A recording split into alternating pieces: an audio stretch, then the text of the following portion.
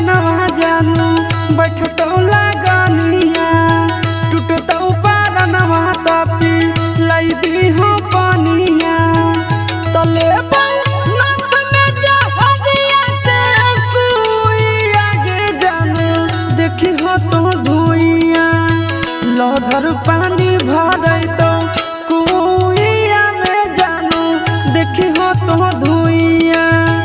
लहर पानी भरई तो कुइया में जानू देखी हो तो धुइया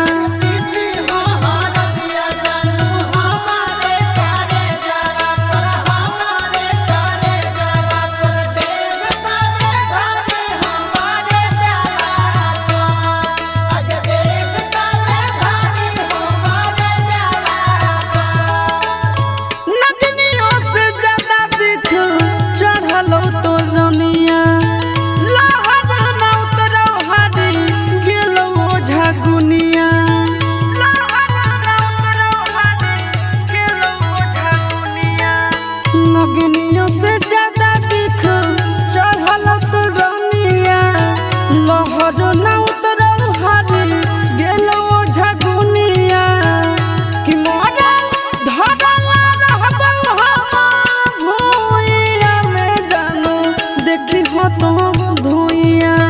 लहर पानी भरई तो कुइया में जानू देखी हो तो धुइया लहर पानी भरई तो कुइया में जानू देखी हो तो धुइया हमरा से नाता तोड़ी हमरा अकेले छोड़ी हमरा अकेले छोड़ी चल गई भोरे ससुर ररिया सजनी आगे